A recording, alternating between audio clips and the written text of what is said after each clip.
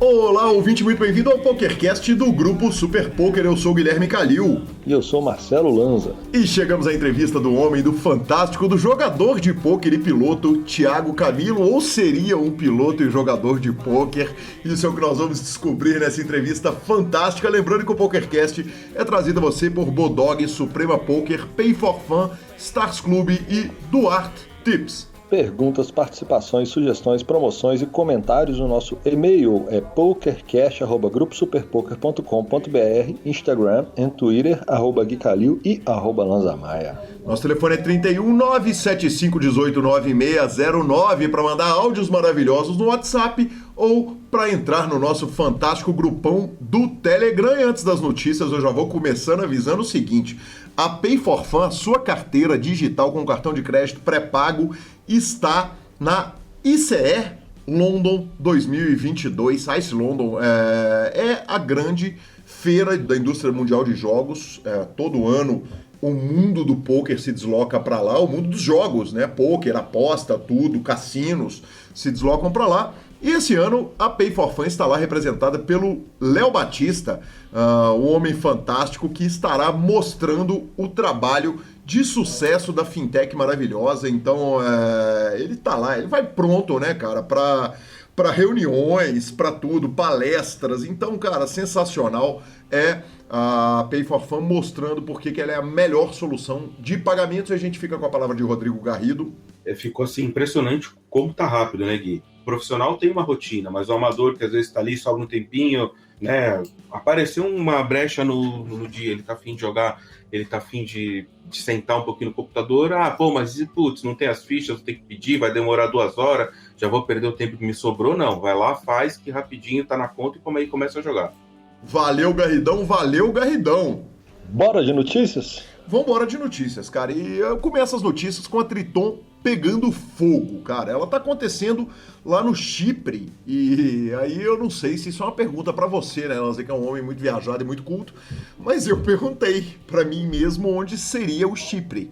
E aí, fazendo aquele trabalho de investigação para o PokerCast, eu fui lá olhar e descobri que o Chipre é uma ilha grega, perto da Turquia, Síria, Líbano, ali no mar Mediterrâneo.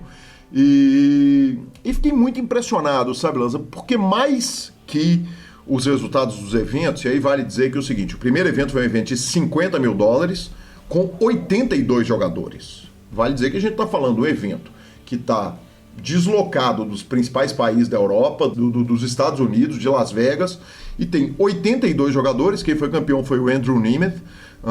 Depois, no evento número 2, foi um evento de $100 mil e teve 69 entradas. Tem um Mulder, da Holanda, foi o grande campeão. E o terceiro evento maravilhoso, sensacional, espetacular, que foi o Short Deck, foi vencido por ninguém menos que ele, o homem, aquele que Marcelo Lanza chama de Filipinho, o Phil Ivey. As premiações, respectivamente, foram de $1.082.000, $1.940.000, quer dizer, quase $2 milhões, e depois o Ivey puxou $1.170.000. E aí, Lanzinha, eu fiquei...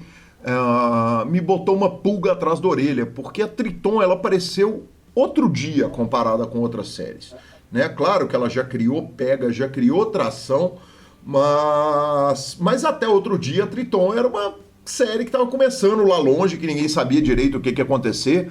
Depois eles fizeram aquele evento de $1 milhão, em que separaram recreativos de um lado, jogadores profissionais do outro, e as premiações estão muito impressionantes. Aliás, os fields estão muito impressionantes para eventos desse porte, feitos fora dos principais pontos, né? Fora de Macau, fora de Las Vegas, quer dizer, onde estão os principais cassinos. E isso me pôs a pensar por que a Triton é tão gigantesca. E assustador, né, Lanz? Os números são muito impressionantes. Apesar da gente estar falando de fields abaixo de 100 jogadores, é muito impressionante esse número de players dando buy-ins desse porte, né? Dá uma assustada, né? Dá uma assustada. Antes de tudo, parabéns para a turma pela paçoca gigantesca, né? Pela Parabéns. paçoca magistral. Grande Filipinho, maior de todos, que já tinha ficado no quarto lugar ali no evento 1 também, by the way, quer dizer, entrou pra jogo mesmo. E, cara, é daqueles fenômenos assim que a gente não dá pra. Que a gente não sabe muito bem o porquê que acontece, mas acontece. O fato de ser no Chipre ou em qualquer outro lugar, eu falo que esse tipo de barreira de distância financeira não é o problema da turma que está dando o buy-in mais baixo de $50 mil. Então, provavelmente os caras estão criando algum tipo de experiência para eles muito diferente. É um evento que só tem a partir desse buy-in, que já vai reunir essa turma pode ter ficado mais interessada do que o normal por se tratar deles. Assim, cara, eu vou encontrar com aquela turma, então eu já vou para a série, eu vou focado. Então, eles acertaram no modelo e de alguma forma ele pegou e lá vai encorpando, né? Eu fui atrás, né? Quer dizer, eu fui procurar por que esse torneio pega tanta atração, quer dizer, ele dá ou tanta atração ou mais pega do que aqueles eventos gigantescos que o Aria está fazendo para os jogadores de high roller, sabe? E a melhor explicação que eu consegui achar foi no Cards Chat, que é um antigo fórum de poker, mas que ainda tem uma seção de notícia ativa, que está contando exatamente que a Triton estabeleceu uma reputação de excelência entre os jogadores mais ricos do jogo. E aí a gente acaba chegando numa resposta que é o seguinte: traz o recreativo que o profissional vem atrás, né? Os torneios do Aria estão atraindo, e aí eu posso tranquilamente estar errado na minha especulação, mas qual que é o grande problema dos torneios high roller do Aria? O Aria tá botando o Stephen Chidwick para lutar com o Vogensen, para brigar com o Yuri, eventualmente, para brigar, quer dizer, é briga de cachorro grande. Se a Triton consegue atrair jogadores recreativos para jogar os caches e de quebra brincar nesses torneios, o que vai acontecer? Você enche o torneio de recreativo e eles vão vir, né? Mais ou menos como o Wayne's World 2, aliás, um filme clássico, né? Que eles resolvem montar o Wayne Stock, um festival de música, e o Jim Morrison aparece para ele num sonho e fala: monta o festival que eles virão, né? O poker funciona bem assim, se você bota um monte de recreativo para jogar, você monta o jogo que os profissionais virão atrás, né? Justo. Se eles tiverem esse mérito, então aí é mais justificável ainda, né? Além do mais do que essa experiência. E, cara, acertaram um negócio fora da curva, né? Vamos falar a verdade. Você conseguir acertar com esse nível de buy-in, conseguir encorpar e conseguir... É um fenômeno. A série está cada dia maior. A sensação que eu tenho é que mais ou menos é o que aconteceu com os aplicativos, né? A gente pode falar, por exemplo, da Suprema Poker, que é patrocinadora do programa, e do Stars, que também é patrocinador do nosso esporte. O seguinte: tá cheio de recreativo lá jogando. O jogo tá relativamente fácil. Relativamente não, tá bem fácil. É um jogo altamente batível. Então o que acontece? Você monta esse jogo e os profissionais vão acabar vindo atrás, não tem a menor dúvida, né? Ah, definitivamente. Que é um outro efeito, né? A gente não sabia quando a gente montou aqui a chegar desse tamanho, mas de fato a gente montou para a turma do recreativo e eles vieram e a turma foi atrás, né? Você tem muita razão nessa linha de raciocínio. E felizmente continua cheio de recreativo. Vamos que vamos. Só pra gente encerrar aqui a questão da Triton, eu não sei se a Ilha Grega é um tipo de paraíso fiscal, então se faz mais sentido ganhar lá do que em outros lugares. Então só queria fazer esse aviso aqui, porque isso pode contar de forma forte. Eu levei em consideração, mas não tenho a informação. Então fica aí, com o perdão do anglicanismo, fica aí esse disclaimer.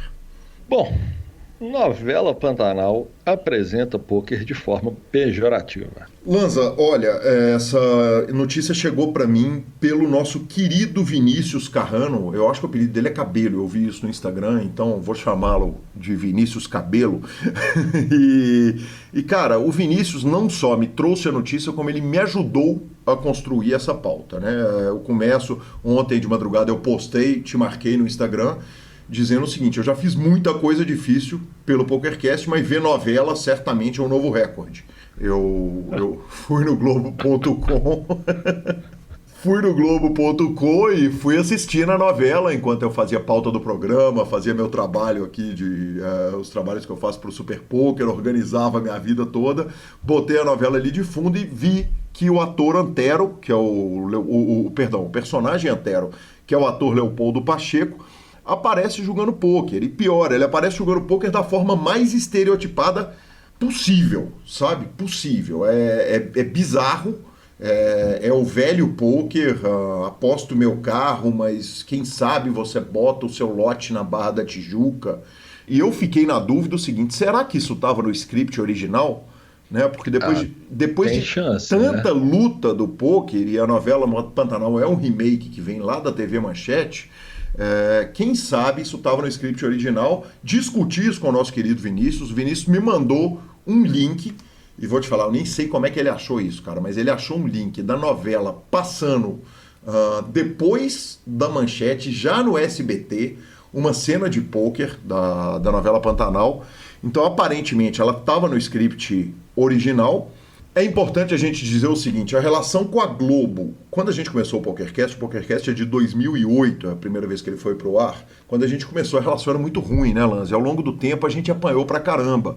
Eu lembro da novela A Força do Querer, em que a Silvana, a personagem Silvana, que era interpretada pela Lília Cabral, ela era uma ludopata, né, uma viciada em jogos e cara, a verdade é a seguinte, o pôquer que apareceu no Pantanal, ele não é nada diferente dos estereótipos dos anos 80, 90, foi da pior forma possível, e uma coisa que eu cogitei foi a possibilidade de as duas novelas terem o mesmo diretor.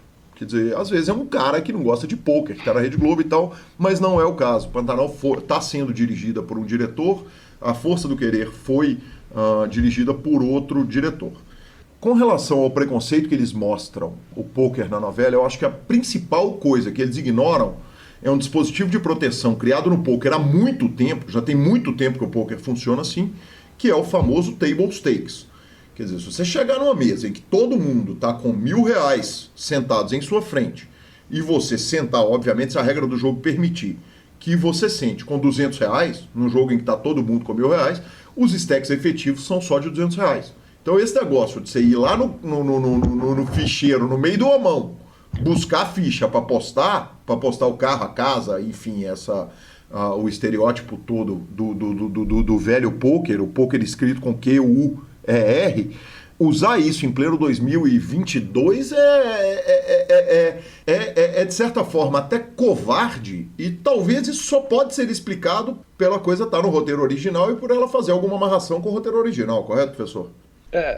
Eu acho que se fosse uma novela de hoje em dia, né, gravadas nos dias atuais, eu acho que também teria esse processo ruim, né, essa sensação ruim dessa forma como eles mostram o pôquer. Mas eu realmente acho que ela é uma regravação, ela é um remake e ela está seguindo o roteiro original ao pé da letra. Então, assim, se a partir do momento que a novela não tem adaptações do roteiro original, ela vai seguir o que foi feito na época e não dá para fazer curva. É a mesma coisa do que a gente querer agora pegar um filme antigo e o pôquer foi gravado na época e falar, essa cena podia ter adaptado para o filme novo, que eu acho que não é o foco da novela. Então, mas sim, já teve muito problema com a Globo em relação a isso e esperamos que nas próximas produções dela ela comece a taxar o pôquer da forma correta, como um esporte, como um desenvolvimento, como força de trabalho, ao invés de ficar querendo pegar alguns pontos negativos que nesse caso nem se aplicam mais, né? Perfeito. Em defesa da Globo, o seguinte, cara, evoluiu demais, né? O pôquer era sempre que era mostrado na Rede Globo lá para os idos de 2008, 10, 11, 12, 13, até há poucos anos, ele era mostrado da pior forma, sempre com muito preconceito. E hoje a Rede Globo abriu as portas, vale dizer que outro dia estava o Akari e a Maureen Maggi lá tratando a respeito do nosso esporte lá, sem nenhum preconceito, com a maior tranquilidade. Então essa evolução ela aconteceu. Conversa com Bial, né? Teve conversa com Bial. Exatamente. E essa evolução ela aconteceu, ela foi muito legal e enfim, é só um ponto, porque obviamente quando a gente está na mídia de pôquer e a novela está retratando o pôquer dessa forma, todo mundo vem falar conosco e eu acho que aí faz sentido a gente ter a discussão. Boa. Para nossa terceira notícia, a Fórmula 1 chega a Las Vegas, não tem nada a ver com pôquer, mas tem a ver com Las Vegas. Se tem a ver com Las Vegas, tem a ver com o nosso esporte, é só isso. É felicidade total do nosso correspondente internacional, Breno Campelo, que, aliás, está em uma road trip com o Ivan Royal Salute, que eu quero trazer aqui urgente, o Ivan Santana, e eu vou tentar puxar eles para cá, para contarem a respeito dessa viagem, que eles vão parando de cassino em cassino nos Estados Unidos. Vou tentar trazê-los para cá para o PokerCast, fazer um antes e um depois, tomara que dê certo, professor. Tomara. Estão fazendo uma viagem muito bacana e, inclusive, há boatos que está sendo vendido o camarote do apartamento do Breno Campelo ali para quem quiser ver a Fórmula 1, porque ele tirou umas fotos da varanda e ele vai ter uma visão muito privilegiada, ele vai ver a corrida, assim, em primeiro plano, né? Nada menos que ele merece, né? Nada menos. Exatamente. A gente termina a nossa sessão de notícias com uma nota muito triste, né? De muita chateação, que o nosso querido Carlão, o Carlão Carbingo, uma figura queridíssima da comunidade do pôquer, há alguns anos não o via, mas ele faleceu. Informações chegaram que ele faleceu de um ataque cardíaco, e ficam aí os nossos sentimentos para toda a família. E o Carlão, que era um cara que a pouca relação que tive com ele foi sempre muito especial. Tanto na Balada Paulistana, que ele era proprietário, quanto nos BSOP, sempre que eu tive com ele, foram encontros muito agradáveis. Meus sentimentos. E vamos para a nossa entrevista, mas não sem antes falar do Bodog Poker. Você que quer ganhar nas mesas mais deliciosas do Poker Online, chega lá e pega o Welcome Bônus para novos jogadores. O bônus de boas-vindas é só cadastrar, fazer o primeiro depósito e você pode ganhar até 100% de bônus, até $1.000.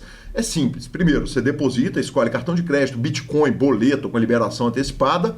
Ative os seus bônus para jogar, ou seja, você realiza a ativação do bônus, começa a jogar e troca seus pontos pelo bônus. Vale dizer que o depósito lá no Bodog vem sempre também com o ticket para jogar no Free 500 do Free Rolling. Vamos que vamos Bodog, e ficamos com o Thiago Camilo. E é com grande satisfação que estamos aqui numa edição super especial, numa entrevista super especial do PokerCast, uma entrevista que eu quis fazer lá em 2010 e nós vamos tratar a respeito disso. Estou aqui com meu querido Rodrigo Garrido, campeão brasileiro, que vai fazer com a gente a entrevista, vai assumir aqui a posição de entrevistador, e com o Thiago Camilo. Que satisfação, Thiago, muito bem-vindo ao PokerCast. Pô, prazer é meu estar aqui com duas lendas do poker, né? Um nas mesas, o outro que eu conheço faz tempo também conheci nas mesas, mas hoje também tem uma outra função. Muito bacana estar aqui com vocês e vamos bater papo de tudo aí, de poker, de automobilismo, de pay for fun. Estamos aí para esclarecer todas as dúvidas e tentar ao máximo aí fazer uma sinergia entre os dois esportes, né, que eu amo tanto, que é o poker e o automobilismo. Bacana demais. Eu já passo direto a bola para Rodrigo Garrido, que construiu comigo a pauta e falou uma coisa que talvez você não saiba, é um elogio que é justo a gente fazer logo no começo da entrevista. Fala, pessoal. Tudo bem? Essa entrevista vai ser muito boa, porque Thiago Camilo é um ídolo fora do poker, né? Um ídolo como pessoa, como atleta, e no poker é um ídolo conhecido pela grande maioria dos jogadores de poker, principalmente quem gira, quem frequenta o circuito live, né? E a gente, entre amigos, tem um grupo de amigos, amigos nossos em comum, que a gente sempre conversava, e eu já tinha tocado nesse assunto há alguns anos, que o Thiago Camilo é considerado, entre os jogadores profissionais de pôquer, o melhor jogador de pôquer amador do Brasil. Não sei se tu sabia disso ou não. Louco, que honra.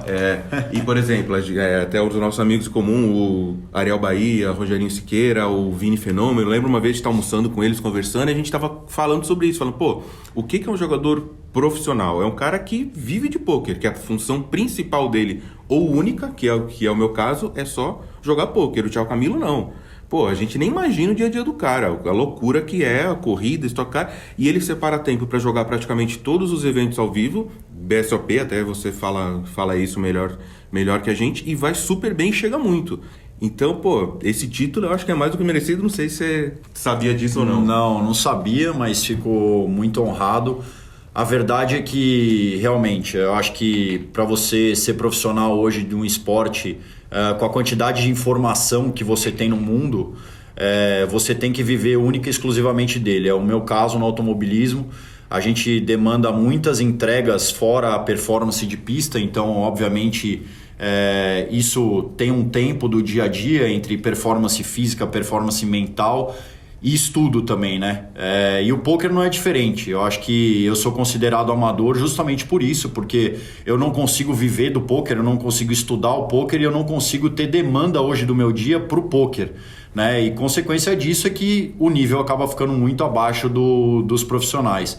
Mas me sinto honrado de ter sido colocado aí, principalmente por grandes nomes do poker, como você, Garrido, como o Ariel, o próprio Vini que você citou. Eu acho que grande parte da minha paixão do poker é por conta dessa associação que eu tenho um pouco e contato que eu tenho com jogadores profissionais, que eu consegui desenvolver muito o meu jogo. E de fato eu procuro no tempo que eu tenho vago, tirar muito proveito disso, e isso com certeza me ajudou muito a desenvolver e chegar nesse nível, talvez, que eu seja considerado por vocês, né? Talvez o melhor jogador amador de pôquer, tirando todos os profissionais, e hoje são muitos profissionais que a gente tem por aí, não só no circuito, mas também falando no Brasil, né? Que não só jogam circuito live, mas também online. Então, mas aí é que tá. Você é considerado o melhor jogador de poker amador porque não é o teu principal jogo, mas não quer dizer que você não é melhor do que muitos jogadores profissionais, inclusive. Não estamos nem entrando nesse mérito. É só pelo simples fato de que, tem muito cara que se dedica o dia inteiro e só faz isso e não tem o teu nível. É exatamente isso. Então, quer dizer, para uma pessoa que não consegue acordar e falar o que eu vou fazer hoje, estudar poker, jogar poker, fazer algo a ver com o poker. Fala, não, minha prioridade, você fala melhor, se é em 60%, 70%, 80% dos dias, primeiro ver a parte da tua carreira, da corrida, para depois pensar em poker, cara, isso é sensacional, é uma coisa assim absurda e difícil a gente entender como chegar nesse nível, que até o que, né, as coisas que a gente vai tentar entender hoje fazendo essa entrevista. Exatamente, Thiago, a gente entra, óbvio que nós vamos falar da entrada do poker na sua vida, da chegada dele, mas já que a gente entrou nessa questão, quer dizer, que é a sua qualidade como jogador, o que dá para fazer de analogia entre corrida e poker? Quer dizer, a agressividade, evidentemente, é uma coisa que é importante nas duas, e todo mundo, quando eu tô aqui há dias no BSOP falando que eu vou te entrevistar, e todo mundo fala, cara, ele é agressivo pra caralho, ele desce a porrada, com perdão do palavreado. E dá para fazer analogias entre a direção e o poker? Sem dúvida, eu acho que até grande parte dos meus resultados live é um pouco disso, né? Da sinergia que tem entre os dois esportes. Eu acho que de fato a agressividade é um ponto que talvez seja meio que uma postura que eu tenho nas pistas também. Hoje talvez um pouco menos do que eu tinha há anos atrás, né? Quando eu era um pouco mais novo e controlava um pouco menos as coisas. Eu acho que até essa parte que eu falei na primeira pergunta, na primeira resposta da parte mental, eu acho que isso mudou um pouco minha abordagem dentro das pistas. Eu acho que hoje eu sei um pouco mais mensurar o momento de ser agressivo, o momento de ser um pouco mais cauteloso, e eu acho que isso também reflete um pouco nas mesas. Mas eu particularmente sempre gostei mais de jogar o poker live, porque o poker ele é muito comportamental, né? As pessoas transmitem muito o que elas estão passando em determinadas mãos, e eu acho que eu consigo ter, assim como nas pistas, uma leitura muito boa desses momentos, né? De postura na mesa, dos adversários. E a gente sabe, aqui a gente está envolvido com poker há muitos anos, que o poker o que menos traduz em resultado são as cartas, né? Eu acho que o momento que você tem ali na mesa de confiança, de estar tranquilo, de estar conseguindo exercer os movimentos que você quer exercer, isso depende muito do teu estado, né? da tua saúde comportamental durante o jogo. E eu acho que isso eu tenho muito, né? Confiança em executar as minhas jogadas, confiança no momento de ter que ser agressivo, de passar um semblante relativamente tranquilo, que eu acho que isso faz muita diferença hoje, né? A gente vê os jogadores profissionais, de certa forma, tirando muito proveito desse lado físico e presencial do ser humano que ele está jogando, né? E isso eu acho que eu consigo fazer bem muito pelo esporte que eu sou profissional de fato, né? Então é um jogo de estratégia, é um jogo da mente, e o automobilismo também é um pouco isso. É o adversário, é quem você está ultrapassando, na hora que você está ultrapassando. também saber a hora de fazer uma economia de combustível e ser um pouco mais cauteloso, porque você não precisa ganhar aquela posição, não é teu adversário direto. Então é mais ou menos isso, tipo, você está em segundo em ficha, tem o chip leader na mesa, você administra ali um pouco a questão do ICM, matemática, de não bater de frente com esse cara. Então tem várias coisas que os esportes aí andam em paralelo. Talvez por isso reflita em bons resultados para mim. Bacana demais. O nível técnico do poker evidentemente está aumentando. E você falou a questão do estudo. É muito difícil para quem está lidando com o patrocinador. Para marcar essa entrevista não foi simples, né? Porque tem o encontro da Ipiranga, do patrocinador ali, do patrocinador de cá e faz a experiência de eventos. A subida de nível dos jogadores de pôquer, você sente ela e o que você faz para acompanhar?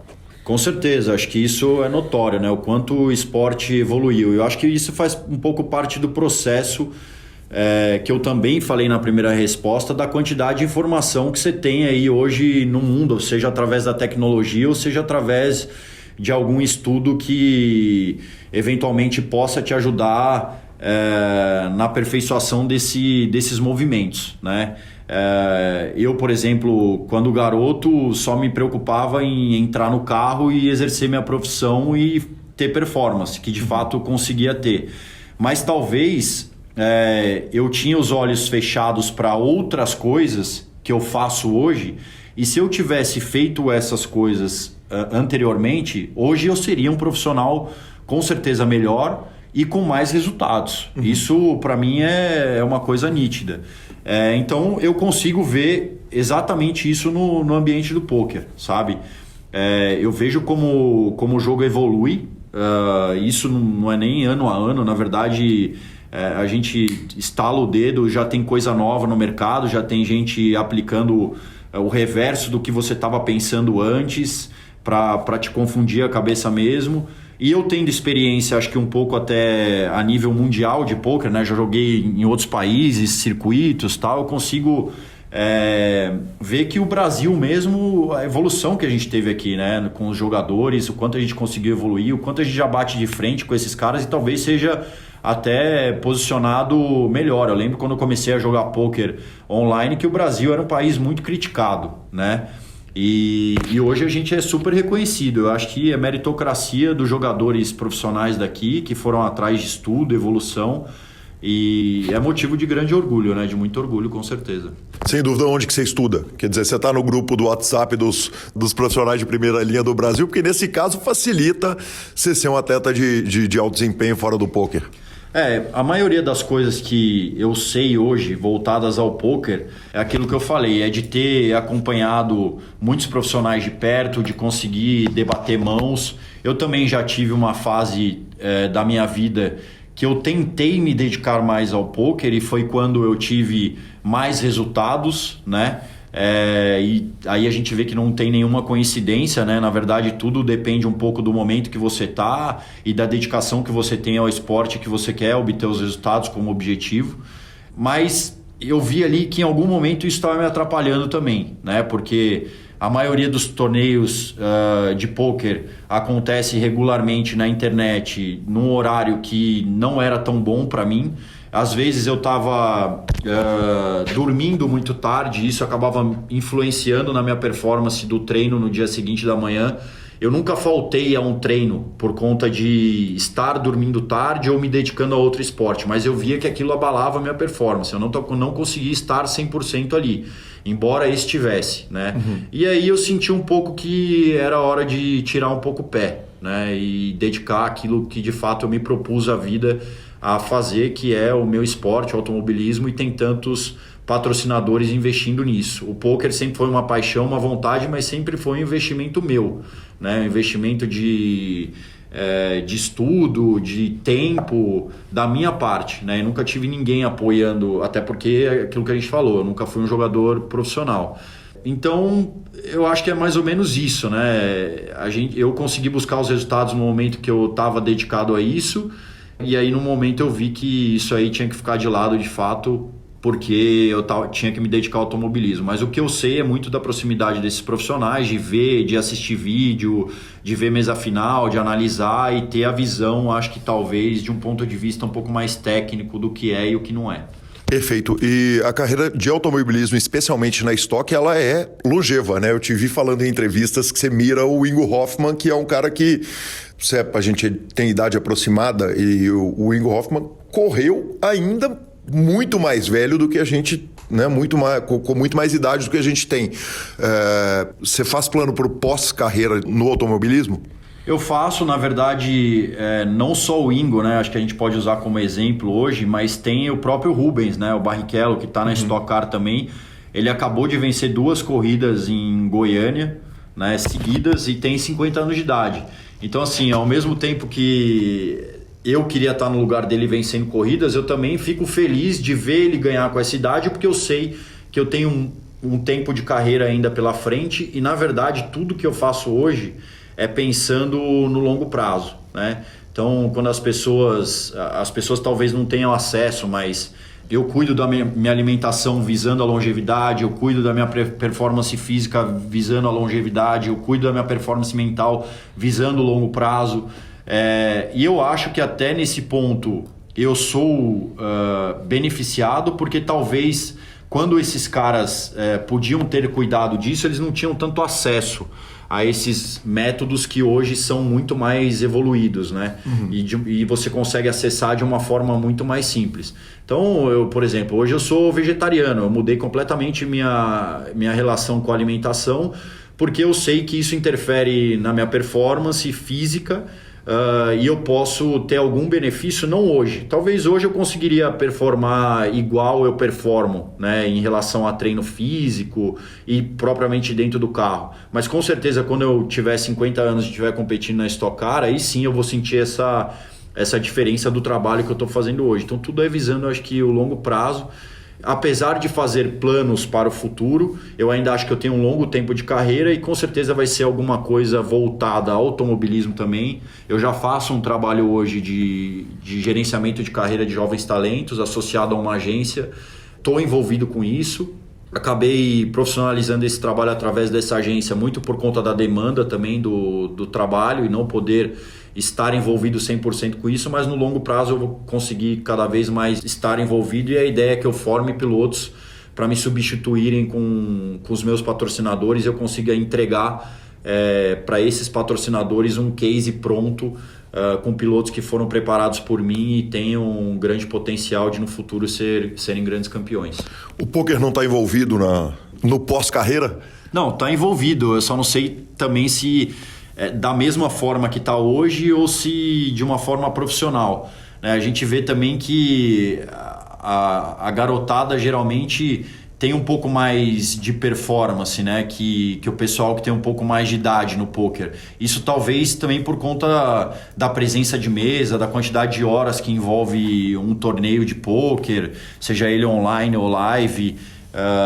Sem dúvida, hoje numa mesa, se eu não estiver bem preparado para enfrentar aquele dia de torneio, bem alimentado, eu já sinto um pouco, principalmente no final do dia. Mas isso acho que é de maneira geral, né? Eu acho que as pessoas envolvidas com o poker talvez ainda não tenham percebido o quão importante é o trabalho físico e o trabalho mental para estar numa mesa. O profissional que identificou isso lá atrás e trabalha isso, com certeza ele tem melhor performance, né? O cara que vai para academia, que não se preocupa só, porque se você for parar para olhar, é dura a vida de jogador profissional de pôquer. O cara ficar sentado numa mesa, seja jogando online durante 10, 12, 15 horas por dia, fora os estudos, se ele não tiver um tempo para ele, acaba que o corpo dele vai sentir isso e ele também não vai conseguir performar, né? Então o poker está envolvido sim, eu só não sei se de uma maneira mais como primeiro plano ou se continua dessa forma que eu tô, tendo em vista que eu tenho outras prioridades dentro do automobilismo.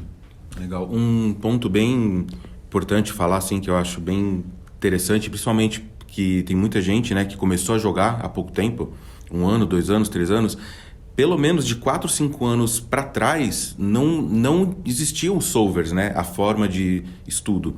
Como é que a gente fazia para estudar o poker profissional no Brasil hoje? Tem mais de 15 anos, está ali entre 20 e 15 anos atrás. Então, quem está de 5 anos para cá, a pessoa quer começar a jogar, ela quer estudar sozinha em casa, ela pode, porque ela já tem material para isso. 5 anos para trás, até esses 15 que eu falei, 20, não tinha como. Então o Thiago já é dessa época, já jogava, e isso dele ter esse contato direto com os jogadores profissionais, com os melhores da época, tenho certeza que ajudou muito nessa evolução e ele chegar nesse nível que ele está hoje.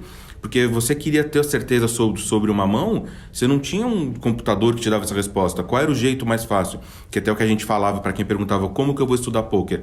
Acha alguém que é melhor do que você, de preferência, quanto melhor o nível do cara, mais correta vai ser a resposta, você vai ter, e tira a dúvida de mão. Então esses grupos, a gente sempre fez muito isso. Manda a mão, pergunta, vem a resposta, um opina, outro vai, até chegar numa resposta que tecnicamente deveria ser a melhor. Hoje com o solver você consegue fazer isso em casa de uma forma melhor, mas pro Poker Live, que é o foco do Thiago, que é o que ele mais joga, nem sempre o solver dá a resposta exata, porque tem as nuances, tem as particularidades do live que ainda não tem software que dá a resposta. Espero que também nunca tenha, né? Pra continuar essa beleza, essa magia, né? Thiago, e o home game dos pilotos? Quer dizer, quem que tá no seu home game, quem que vai pra sua casa, senta na mesa lá e que vocês vão tomar dinheiro um no outro, como é que funciona isso no automobilismo? Essa é uma curiosidade grande que a gente tem, porque a gente sabe que tem muito piloto que joga. Tem, a gente já, na verdade, hoje, até falando do nível profissional da categoria, a gente consegue se ver muito pouco, assim. A Stock Car mudou muito a forma dos eventos, né, o formato dos eventos, então são pouquíssimos treinos, classificação e corrida, já uma coisa em cima da outra, então você tem pouco tempo para desenvolver, estar com a equipe, fazer as reuniões. A gente geralmente chega no autódromo na sexta-feira, sábado já tem 2 treinos, classificação, e domingo corre. Isso muito por conta do dinamismo que o automobilismo chegou, sabe? A gente consegue fazer um evento mais enxuto, entregando o mesmo patrocinador, e o investimento acaba sendo um pouco mais baixo. Você consegue ter uma retenção de custo muito por conta disso, né? De ter deixado o evento um pouco menor. Então acaba que a gente se vê muito pouco, sabe? Mas realmente tem vários pilotos que jogam poker, né? Alguns talvez com um pouco mais de ênfase no esporte, que já estudaram, que já tiveram acesso. A gente tem aqui no próprio BSOP o Galide, que está jogando, que sempre jogou, que já foi meu companheiro de equipe, que gosta muito de poker. Mas eu sei que o Serrinha joga, o Cacá Bueno joga, o Gabriel Casagrande, que é o atual campeão, joga também. Então tem vários aí que gostam do esporte, que assistem. Tem alguns que quando eu tô de repente fazendo uma mesa final, que eu fiz agora recentemente no torneio lá da Max Poker, o 500K, o pessoal pede para mandar link para assistir, para acompanhar, comenta uma mão ou outra, fica até tarde assistindo. Então é mais ou menos isso. A falta de tempo não permite muito que a gente tenha um home game ali específico para jogar tal, e se divertir. Mas tem vários que jogam e gostam. Olá, ouvinte, interrompo a entrevista muito rapidamente. A gente já vai voltar para o Thiago Camilo, mas é importante a gente falar que é o seguinte: chegamos à hora de falar da Suprema e adivinha, tem R$1 milhão garantidos da Suprema. Dessa vez vai ser no dia 10/4, às 17 horas, buy-in de R$390, os blinds são de 15 minutos e o torneio vai ser Progressive Knockout. Que delícia! Se você está ouvindo o programa antes de 10/4, você pode entrar, mas se você está ouvindo em qualquer época, você está vendo que quase todo final de semana tem R$1 milhão garantido da Suprema. Não dá para perder, tem satélite pra caramba, dá para entrar baratex nesses torneios. Então joguem na Suprema e voltamos à entrevista de Thiago Camilo.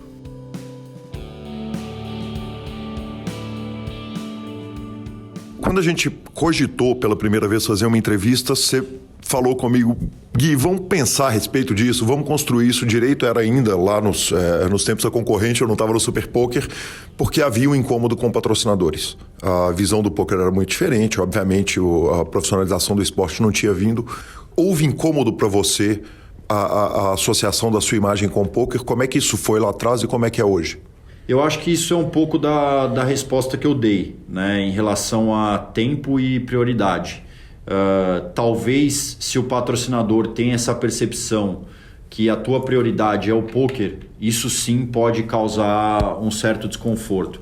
Mas a partir do momento que ele vê que a tua entrega maior está voltada para o teu esporte, que o poker é sim uma paixão, que eu jogo os torneios, participo dos torneios e consigo ter bons resultados, mesmo sem ter uma entrega e uma demanda com foco no poker, aí acaba sendo uma coisa que até tem um certo incentivo. Vou dar um exemplo agora, a gente tem a convenção da Ipiranga aqui em São Paulo, a maior convenção do ano, a convenção anual da Ipiranga, 4ª e 5ª no Expo Center Norte, que reúne mais de 8 mil pessoas, e eu espero estar aqui na terça-feira disputando a mesa final. E isso, durante uma das reuniões, eu levantei esse ponto. Quando que eu vou precisar estar lá fisicamente? Porque eu vou jogar um torneio de pôquer e se eu for para a mesa final, terça-feira eu vou estar lá. E o pessoal, nossa, que legal, tal, me manda para assistir, para acompanhar. Então não existe hoje em dia essa cobrança do patrocinador com relação a isso, porque ele está vendo que de fato eu priorizo sim o esporte, que eu tenho maior investimento, que eu sou profissional do automobilismo e que eu tenho todas as entregas em dia que eu tenho que ter. Prova disso é que a gente tem um patrocinador em comum que patrocina o poker e patrocina o automobilismo também, que é a Pay for Fun. Patrocina tanto eu quanto o Gabriel Casagrande, que somos do automobilismo, e o Garrido aqui no poker. Então eu acho que não tem nenhuma discriminação com relação a isso, muito pelo contrário, acho que isso mostra que cada vez mais os esportes estão cada vez mais próximos por conta da profissionalização. Com relação à pecha de compreensão errada de que é um jogo de azar, nunca houve incômodo? Quer dizer, dessa possibilidade de você falar, putz, eles talvez vão me associar ali a um jogo que lá em 2010 era muito diferente e você já estava no jogo. Você estava naqueles primeiros BSOPs grandes de Curitiba, quando o Campeonato Brasileiro foi crescendo de verdade, né, tomando proporção. Isso acho que é uma imagem um pouco, talvez, negativa, muito do passado, né? Antes até de 2010, do ano de fato que o BSOP começou a se destacar mais, que o poker começou a ganhar mais identidade no cenário como esporte profissional. E eu acho que quem defende a comunidade, quem sempre defendeu, sempre tiveram bons argumentos para conseguir explicar para as pessoas o porquê que o poker não é um jogo de azar, ou porquê que o poker é um esporte da mente, e o porquê que você está envolvido com ele. Eu, assim, nunca tive problema direto com isso, porque sempre que havia uma discussão com relação a isso, eu conseguia ser bem objetivo nessa relação e explicar o porquê que não era e o porquê que não é jogo de azar, e o porquê que eu gosto de jogar poker e estou envolvido com ele, com o esporte. Mas houve essa discussão? Quer dizer, em algum momento foi questionado? Houve. Existe essa discussão até hoje, né? Muita gente enxerga o poker como esporte de azar. Isso vai ser uma discussão eterna, mas que se antes existia 20%, 30% ou 40% de rejeição, hoje a gente tem 10% de rejeição. Acho que as pessoas compreendem muito mais o esporte, reconhecem muito mais o esporte, e isso acho que faz parte desse processo de evolução aí. Bacana demais. Você é filho de piloto, né? O automobilismo entrou na sua vida você já é segunda geração no automobilismo. No poker também? Onde que você conhece o poker? Como que começa a sua história com o nosso jogo?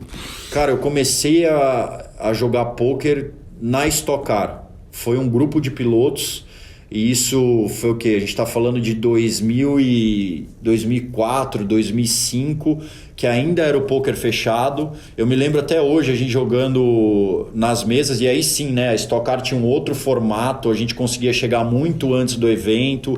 O primeiro treino de sexta-feira era 11 horas da manhã, a gente conseguia ter a quinta-feira livre na parte ali de 8 da noite até, meia-noite, 1 da manhã.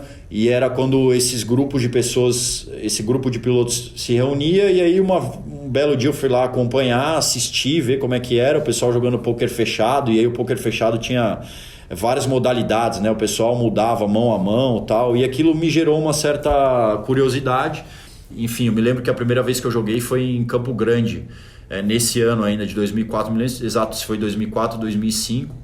Mas aquele negócio, né? A primeira vez que você joga, você gosta, na maioria das vezes sai vencedor, e aí o mosquito já acaba te picando. Então, a partir dali não parei mais, e aí depois conheci o Texas Hold'em, que é uma modalidade completamente diferente, mais atualizada, um jogo muito mais dinâmico, e comecei a acompanhar, gostei, e foi assim que o esporte surgiu na minha vida. E a discussão em casa? Porque o Thiago Camilo, que começou a jogar pôquer, era um menino quase, né? E agora é o seguinte, tem filho para criar, esposa, tem negócios fora do automobilismo.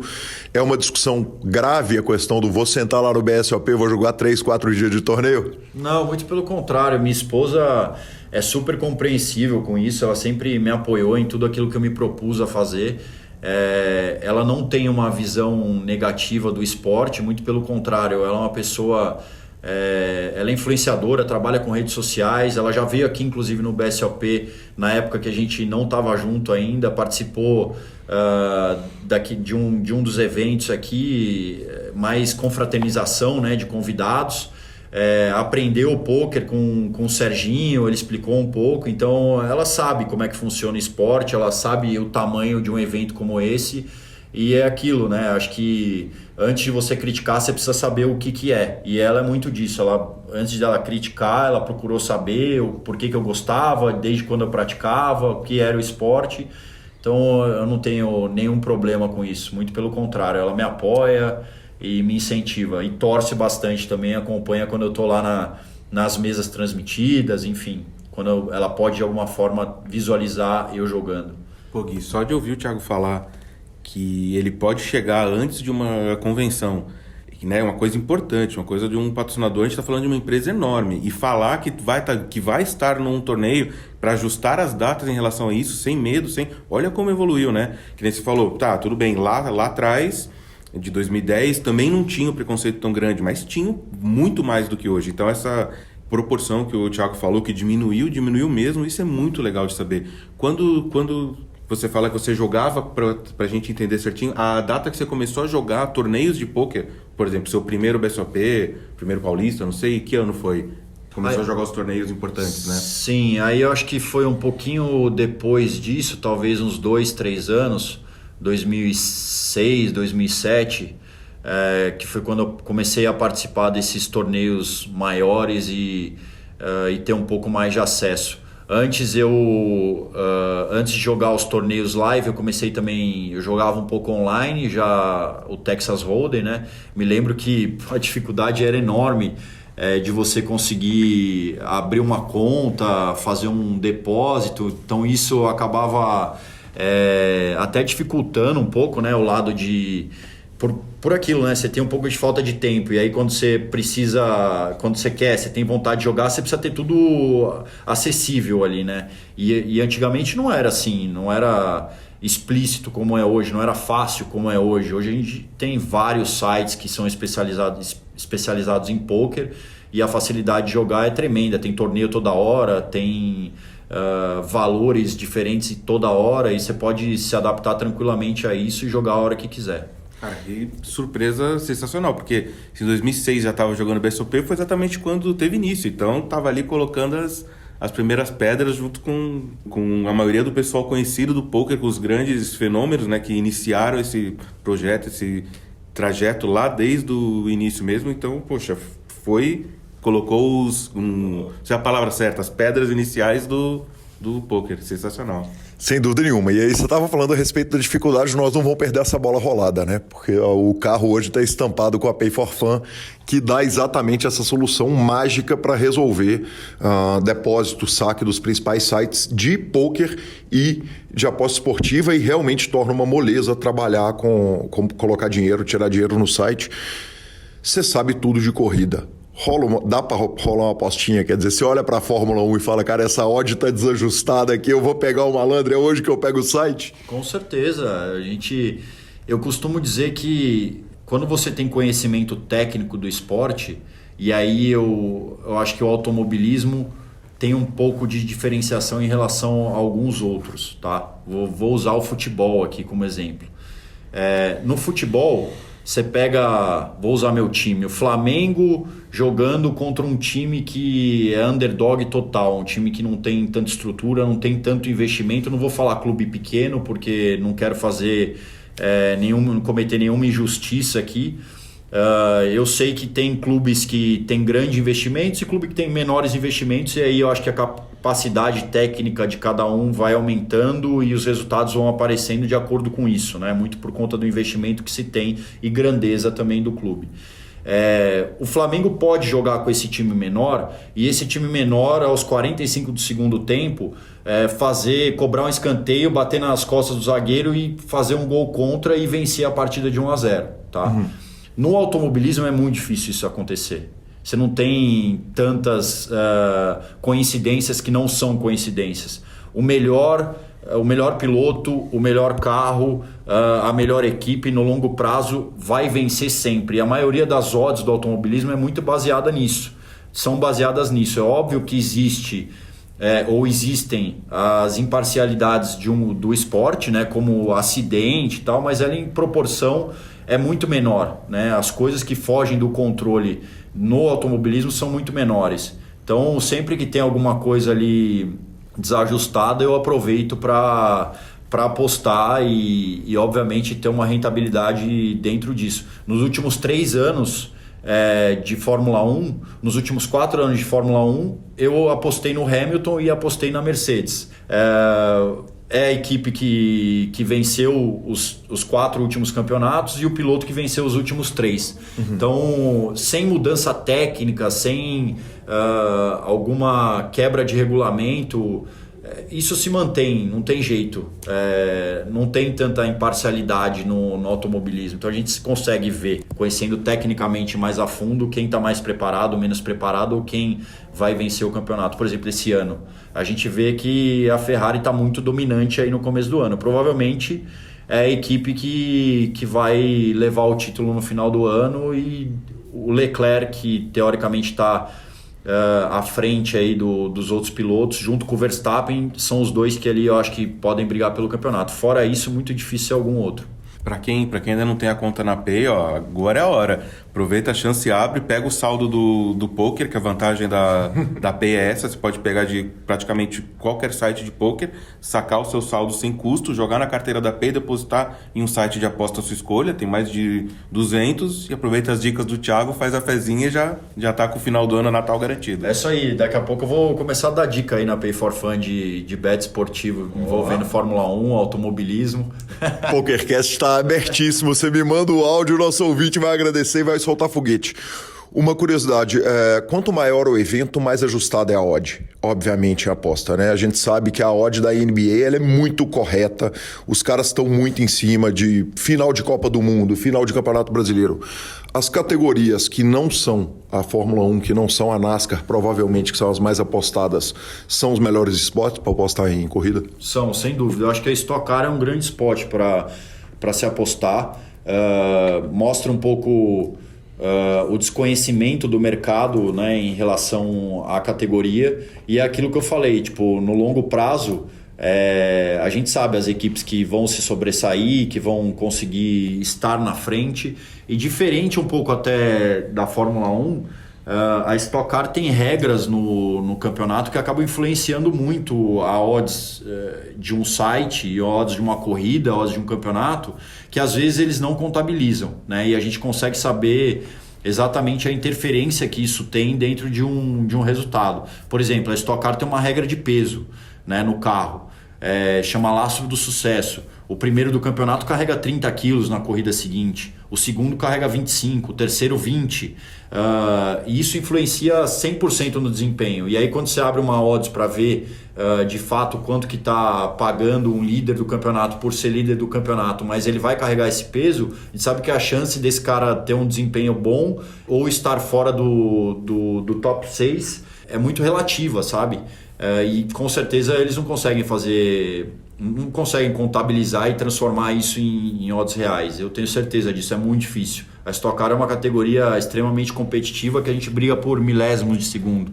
Você vê um grid todo dentro de 1 segundo, né? Então o que você falou faz muito sentido. Eu acho que a Fórmula 1 tem mais recorrência e mais mostragem, né? Dá para você adaptar melhor as odds que numa categoria que não seja tão reconhecida assim. Tem algum impedimento de você apostar em você, apostar a favor? Contra, naturalmente, você não vai betar, mas tem alguma regra da categoria que te impeça de betar nela? Não que eu saiba. Se existe, eu desconheço. Eu acho que, como em qualquer aposta, né, qualquer movimento suspeito, provavelmente esse movimento vai ser investigado, mas Se tratando de categorias profissionais que envolvem patrocinadores, grandes empresas, grandes marcas e pilotos também que são extremamente profissionais, eu acho que o risco disso acontecer, de ter alguma movimentação estranha é perto de zero. Não vou falar zero porque eu não coloco minha mão no fogo, mas da minha parte é zero. Apostando ou não apostando, todo mundo sabe aqui quais são os meus objetivos como atleta, como piloto, e vou sempre estar lutando pelo melhor. Bacana demais. Torneio de celebridade não dá pra brincar, né, Thiago? Te botar no meio dos caras pra jogar com celebridade convidada do BSOP, pra quem tá jogando main event, quer dizer, dá pra olhar pra ele? Tem dia que dá vontade de sentar lá e jogar ou nunca? Não, tem dia que dá vontade de jogar sim. É bacana tá com, acho que mais do que um esporte que você visa a premiação, visa o valor monetário, né? Porque afinal de contas isso também é algo determinante. Eu acho que faz parte da competição. Tem o lado também social, né? De você estar com pessoas, com amigos, e nem sempre isso é possível, ainda mais no meu caso, né? Que eu tenho que mapear exatamente os eventos que eu vou conseguir participar ou não. Mas o que acontece é que na maioria das vezes os torneios de convidados eles estão juntos ou acontecendo no mesmo momento que torneios que eu tenho mais interesse de jogar, né? Por exemplo, no BSOP Millions tem o torneio de convidados, mas ao mesmo tempo tem o Super High Roller. Se você me perguntar qual você prefere jogar, óbvio que eu prefiro jogar o Super High Roller, né? Pelos desafios e também por tudo que envolve o esporte e quem está associado a ele já há mais tempo. Então, o torneio de convidado é legal jogar? Mas se pudesse ser num dia diferente da grade de torneio que já acontece, seria melhor, porque aí dá para jogar tudo e ficar muito mais fácil. Quem são os atletas bons? Quer dizer, além de você, que foi considerado pelo Ariel, pelo Garrido, pela turma, um jogador de pôquer de primeira linha, você obviamente trombou com muita gente. Moisés, certamente, a Malrim Maggi, que joga tudo e que tem gosto dessa turma que vem para o torneio da Ubaim. Quem são os que são firmeza no jogo? Muitos amigos off-poker perguntam isso, sabia? Tá, mas e aí, o Neymar, ele joga mesmo? E o Ronaldo, ele só faz marketing ou eles sabem mesmo? O Thiago vai saber dar uma boa resposta para isso, explicar pra gente. Eu acho que assim, o atleta ele tem um pouco mais de facilidade em entender o jogo em si, né? Principalmente quando ele é dinâmico. O cara que vem de outro esporte é diferente de um cara que talvez não tenha ligação nenhuma com algum outro esporte e quer aprender pôquer. Eu acho que ele demora e demanda um pouco mais de tempo e estudo para entender a dinâmica toda. O cara que é o atleta, ele já tem algumas características pessoais, né, que ele consegue traduzir para o jogo depois que ele aprende. É o que você falou, as pessoas te enxergam como na mesa? Como um cara agressivo, como um cara que disputa a maioria dos potes, como um cara que batalha pela maioria dos potes. Isso eu acho que é um pouco de relação com o meu esporte, né? E o Garrido citou bem, o Neymar, por exemplo. O Neymar, o André, o Akari fala direto dele, da facilidade que ele tem de aprender o jogo e o quão disposto ele é para buscar resultados e para estudar, para ter acesso aos conteúdos. Isso com certeza ajuda.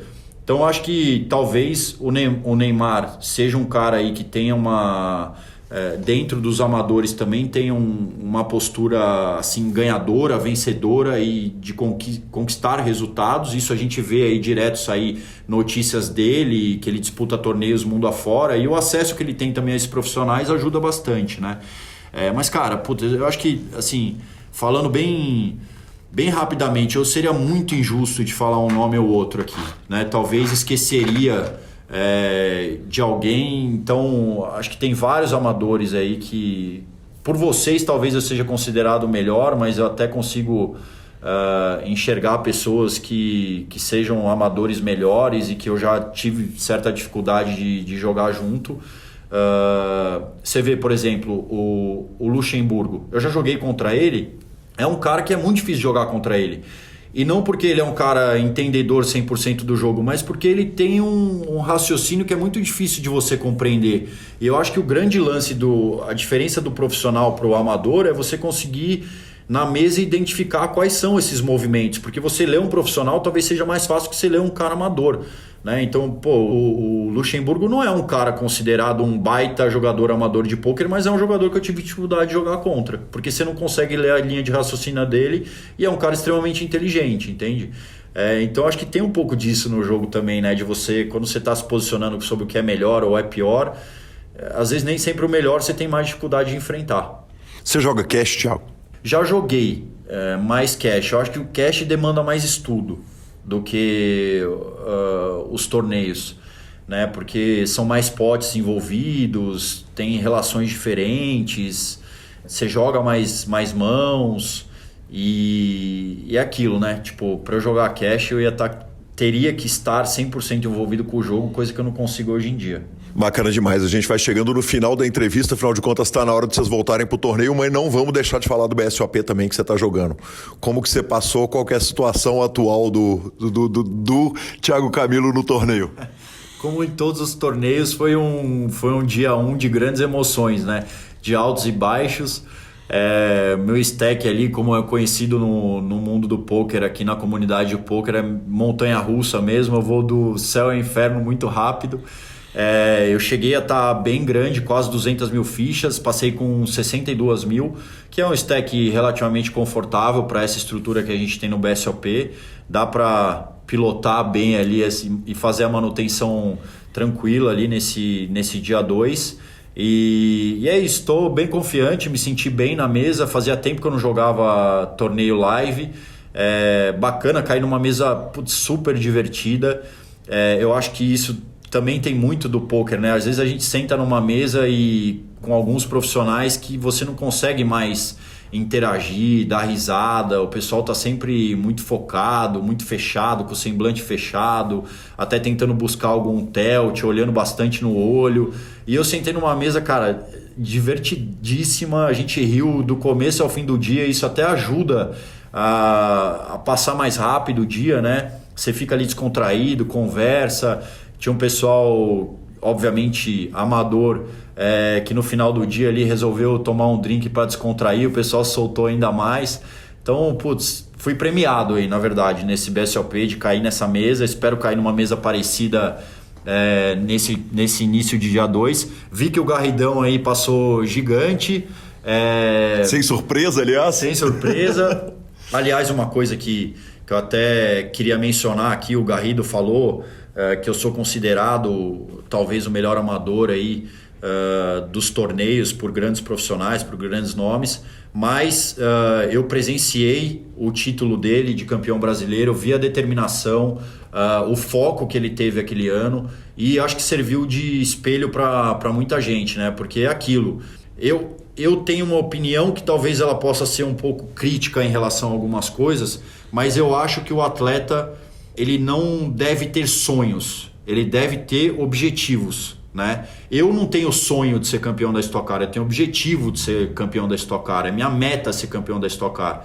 Quando você tem alguma coisa bem traçada, que você tem apoio da sua família, dos patrocinadores, de pessoas que estão próximas de você, não existe esse negócio de sonho. Existe você correr atrás para conseguir concretizar isso. Isso não é sonho, é objetivo, é meta, é foco, é trabalho, é determinação. Então, acho que o Garrido, nesse ano que ele foi campeão, ele conseguiu transformar tudo isso em resultado, e é muito disso que eu carrego como valores de atleta, né? Eu busco cada vez mais me superar, cada vez mais buscar diferenciações no mercado, me aperfeiçoar e tá sempre conseguindo, como pessoa, como ser humano ou como atleta, ser melhor no dia a dia. Maravilhoso. O PokerCast historicamente regula a conta de quem dá entrevista, e os senhores vão pro torneio agora. Boa sorte para vocês, exatamente. Que eu narre vocês amanhã e depois nas transmissões de dia semifinal e final. Legal, Gui. Primeiro queria te agradecer muito, né, pelo convite, por estar podendo estar aqui junto. Eu acredito que essa entrevista vai ser muito, muito boa, o pessoal vai adorar, além de poder conhecer a história do Thiago, ter todas essas informações que a gente teve, vai ser um ponto legal até para um jovem que está iniciando, que está na carreira, poder mostrar para a mãe, para o pai, falar, olha, que entrevista de um ídolo, de um cara conhecido, fora do cenário, poder dizer tudo isso, falar tudo isso que ele falou, abrir o jogo pra gente, né? Mostrar. Então, acho que essa entrevista vai ter uma função muito importante, muito boa. Obrigado. Bacana demais, a expressão que a gente usa é pilotar stack, né? Que vocês pilotem muito bem, GL. Obrigado pelo espaço. Acho que talvez essa tenha sido a primeira entrevista, né, que eu fiz completa, acho que podendo usar um pouco dos paralelos entre os dois esportes. Agradeço o espaço, acho que isso, como o Garrido falou, mostra o tamanho do poker hoje, assim como o automobilismo também é um esporte grandioso. E a gente vive aí uma excelente fase com torneios lotados, cada vez crescendo mais, cada vez com pessoas mais interesse no jogo. E eu torço para que isso aconteça e que mais pessoas possam ter conhecimento do poker, se divertir e quem sabe ter isso como profissão também. Obrigado, Gui, pelo espaço, Garrido por poder compartilhar um pouco dessas ideias com você e todo o pessoal aí do Grupo Super Poker que vai estar acompanhando a entrevista e da comunidade do poker. A gente se vê aí nas mesas. Valeu, obrigado. Sensacional, Marcelo Lanza. Que homem é Thiago Camilo, hein? Que homem, né? Que cara fino, que cara educado, que cara agradável, né? Diferenciado, cara. O porte na mesa, né? Cara, que ele é sensacional mesmo.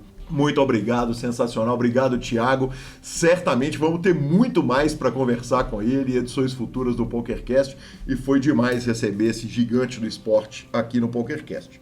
Vamos falar um pouquinho com o Luiz?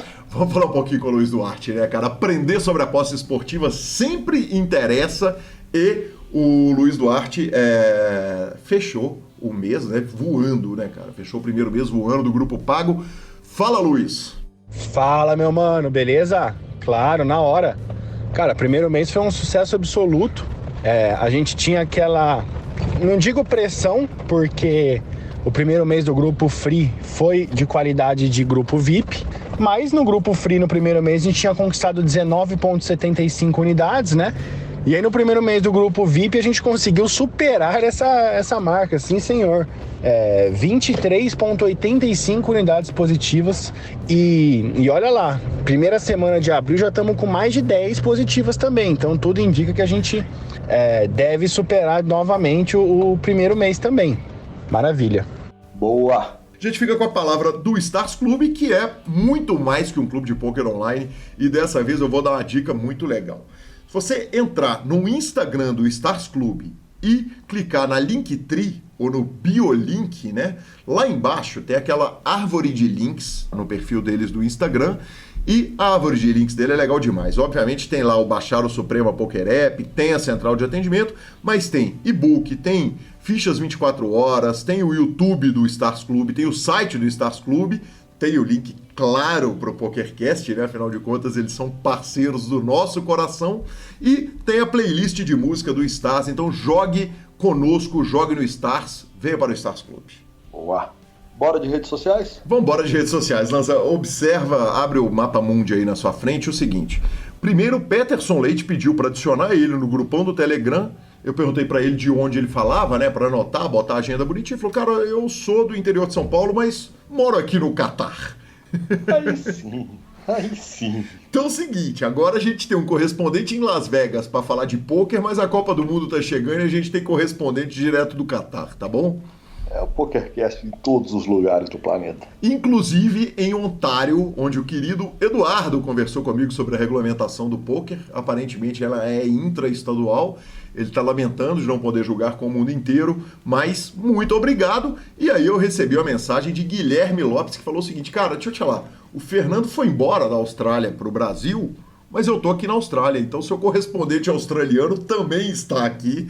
Então fica o meu abraço para o Guilherme Lopes, direto de Aussie Land. Maravilhoso, sensacional. Que fenômeno, hein, senhor? Tá Espalhado por todos os confins do planeta. Tá louco, nós pegamos todos os lugares, né? Nós cobrimos o globo agora, tá de brincadeira. Tivemos também uma mensagem do Henry, eu não vou, cara... Bednarchuk, eu vou tentar, né, cara? Ele falou que tá viciado no PokerCast, descobriu esse ano e a playlist é obrigatória nas corridas dele. Logo ele crava um gigante para vir conversar conosco. Muito obrigado. A gente agradece a participação de todo mundo e lembra que o PokerCast é trazido a você pela Bodog, pela Suprema Poker, pela Pay for Fun, pelo Stars Club e pela Duarte Tips. Mande nos áudios, teremos o maior prazer de tocar áudios aqui. E vamos à nossa... Finalização. Superpoker.com.br, tudo sobre poker no Brasil e no mundo. Onde tem poker, o Super Poker está na aba de clubes e na aba de vídeos. Temos transmissões ao vivo dos maiores torneios de poker do mundo, análises técnicas, programas de humor e entrevistas icônicas. Vale dizer que essa semana tem transmissão do torneio do Uruguai, o Enjoy Poker. Estaremos eu e o Caio Braz fazendo lá no canal do YouTube do Super Poker, dias 11, 12 e 13, semana que vem, claro. Revistaflop.com.br, a sua revista de poker, e mibilisca.com, cobertura mão a mão de torneios pelo Brasil e pelo mundo. Dica cultural, Marcelo Lanza. Dica cultural, cara, semana passada eu dei 2 dicas culturais e eu comecei a ver o Moonlight, a série da Disney Plus. Eu comecei a ver, fiquei chateado porque ultimamente a Disney estava lançando séries com, tipo, soltava 3 episódios, depois soltava 1 por semana, e dessa vez ela só soltou 1 episódio. Então, foi o que deu pra ver, mas confesso que eu gostei bastante, cara, eu me diverti bastante com o episódio que passou. Essa semana soltou o segundo hoje, verei hoje à noite, e no mais... procurarei coisas novas, porque agora eu só tô dando feedback do que eu já recomendei, e vamos ver se semana que vem eu consigo arrumar alguma coisa nova pra turma. Maravilhoso, Lanzinha. Eu não sei se eu falei da série Love, cara. É LOV3, é uma série nacional. Ela é muito adulta, definitivamente, precisa tirar as crianças da sala. Ela é curtinha, se não me engano são 6 episódios de meia hora. Eu assisti essa série e achei ela bem legal. É necessária uma cabeça aberta, né? É necessária uma cabeça jovem para ver. Porque ela cabeça com muito amor. Ela é muito adulta, né? É uma cabeça sem julgamento, talvez seja a melhor palavra. Ok. Mas ela tá no Amazon Prime, LOV3 é o nome da série. Olha, eu me diverti a pampa, tá? Então fica a recomendação com todos os disclaimers que já fiz antecipadamente. Justo. Bora? Bora. @GuiCalil e @LanzaMaia são os nossos Instagrams. Nos procure no Spotify, Deezer, YouTube, Amazon Music, Podcast Players, onde você quiser ouvir podcast. Certamente estaremos lá. Nos indique, nos dê 5 estrelas, e a edição é do fantástico Rodolfo Vidal. Um grande abraço a todos e até a próxima semana. Valeu. Amigo ouvinte do PokerCast, se você gostou dessa entrevista, gostou desse PokerCast, deixe seu like, se inscreva no canal e comente aqui embaixo. Quem sabe você me indica um jogador e eu trago pra cá pra entrevistá-lo no PokerCast Super Poker. Valeu!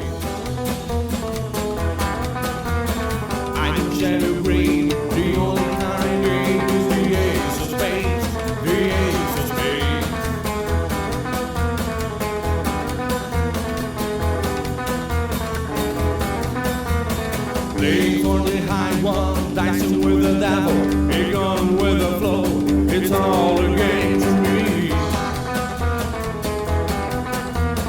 7 or 11, snake eyes watch you. We double up or queen, double sticks or string, the ace of spades, the ace of spades.